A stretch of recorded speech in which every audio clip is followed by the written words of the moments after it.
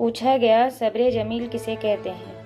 جواب آیا جب تم آزمائے جا رہے ہو اور تمہارے لب پہ ہو شکر الحمدللہ۔ وقت کا جواب ہمارے جواب سے ہمیشہ بہتر ہوتا ہے، اور وقت صرف اس وقت جواب دیتا ہے جب ہم کسی کے زیادتی کا جواب دینے کی بجائے صبر سے کام لیتے ہیں۔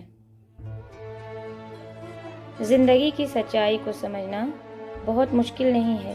جس ترازو میں دوسروں کو تولتے ہیں کبھی خود میں اس میں بیٹھ کر دیکھیں۔ انصاف کرو ورنہ یاد رکھنا حضرت صالح علیہ السلام کی اونٹنی کے قاتل صرف 4 لوگ تھے، مگر غرق پوری قوم ہو گئی کیونکہ باقیوں کا جرم خاموش رہنا تھا۔ اگر تم زندگی کے راستے پر کانٹے چھوڑتے جاؤ گے تو تمہارے پیچھے آنے والی تمہاری نسلیں اس راستے پر لہو لہان ہو جائیں گی۔ ہمیشہ میٹھے الفاظ بولو تاکہ کبھی الفاظ واپس لینے پڑ جائیں تو کڑوے نہ لگیں۔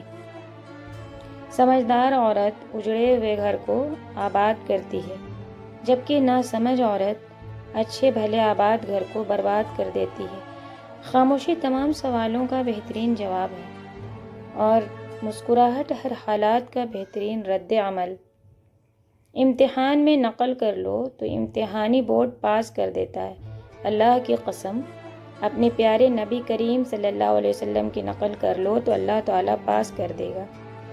دنیا کی سب سے اچھا گفٹ وقت ہوتا ہے، کیونکہ آپ اگر کسی کو اپنا وقت دیتے ہو تو آپ اسے اپنی زندگی کا وہ پل دیتے ہو جو کبھی لوٹ کر نہیں آتا۔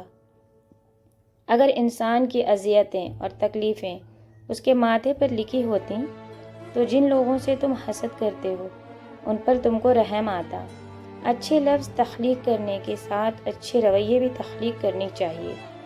لفظ کتابوں میں زندہ رہتے ہیں اور رویے دلوں میں زندہ رہتے ہیں۔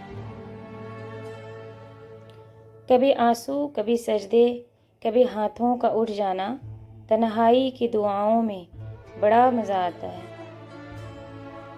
زندگی میں ایک وقت ایسا بھی آتا ہے جب انسان ہر رشتے کی حقیقت سے واقف ہو جاتا ہے، اور تب کچھ لوگ تو دلوں میں اپنی جگہ بنا لیتے ہیں اور کچھ لوگ ہمیشہ کے لیے دل سے اتر جاتے ہیں۔